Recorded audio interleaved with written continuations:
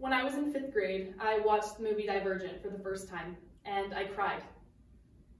There's a scene where an innocent group of people ends up getting massacred by a violent brainwashed group, and it impacted me deeply. I knew it was fake, I knew it was just a movie, but I cried. As I looked around me, I realized that no one else was even fazed, and because of my tears, I got a couple giggles and looks of pity my way. Oh, and I was mortified. I hated it. I saw my tears as a sign of weakness, and I was disgusted. Today, however, I'm going to be explaining why 5th grade me was very wrong, how sensitivity is not a sign of weakness, and how highly sensitive people make up some of the most perceptive and strong members and leaders in our society today.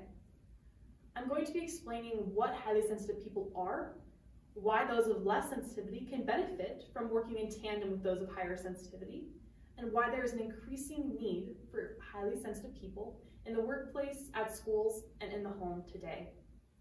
According to Dr. Elaine Aron, a clinical research psychologist and author of the book, The Highly Sensitive Person, around 15 to 20% of the population is considered to be a highly sensitive person, otherwise known as an HSP. This means that at BYU, there are over 6,000 HSPs, and the other fourth of the population either knows someone or is close to somebody with those traits. Those traits, according to Psychology Today, include having a more perceptive nervous system that is more adept at noticing smaller changes at stimuli, which results in a quicker overstimulation because of bright lights and loud noises, a tendency to avoid violence in the media or on TV, a better ability to notice smaller changes in emotion in those around them, and a deeper appreciation or ability to appreciate art and music. It's very unfortunate, however, that many of these traits are demonized and seen as weaknesses in our society today, when this could not be further from the truth. In fact, those of less sensitivity actually benefit from working with those of higher sensitivity. Take my friend Lydia, for example. She's the opposite of me. I can probably count the amount of times she's cried on one hand, whereas for me, I've cried too many times to count. We have a mutual friend named Sarah. We'll call her Sarah. And one day we both walked into a room and I realized that something seemed off about Sarah. She seemed a little down. As I was talking to her, I realized that some negative events had happened in her life and she was in a depressive rut. I love talking to Sarah. I love to hear about her life.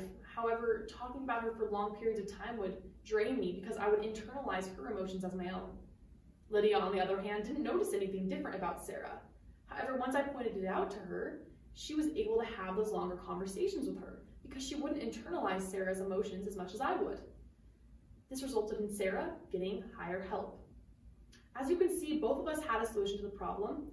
However, one highly sensitive person and one less sensitive person together created a more holistic solution. The issue here is that commonly the role that a highly sensitive person plays in coming up with these solutions is often looked over or seen as unimportant. Again, this could not be further from the truth. According to an article by Forbes, employers actually gave their employees with higher sensitivity better ratings than those with less sensitivity. This is because those with higher sensitivity were able to notice smaller changes in the work environment or with clients or with the market quicker than those who were of less sensitivity. Additionally, when it comes to in school or in one's personal life, Harvard University conducted a study which highly sensitive people will end up playing a very important role in. According to the study, around 61% of adults aged 18 to 25 felt that they were hopelessly lonely most or all of the time. That is almost 2/3 of the population of 18 to 25-year-olds, a population that makes up most of the demographic of BYU. Forbes came out with another article that said 29% of women and 41% of men felt empty and lonely in the workplace. This loneliness felt by these individuals can be helped by those of high sensitivity. HSPs are better able to recognize when their peers are feeling different, feeling down, and they are better able to come up with quicker solutions. Clearly, there's a need for these higher sensitive individuals in these environments. I hope that after today, those of you who are less sensitive will learn the importance of working with those of higher sensitivity in your social circles. And I hope that those of you with higher sensitivity will stop seeing your traits as a weakness or trying to hide them and see how unique and important your biological uniqueness makes you. Thank you.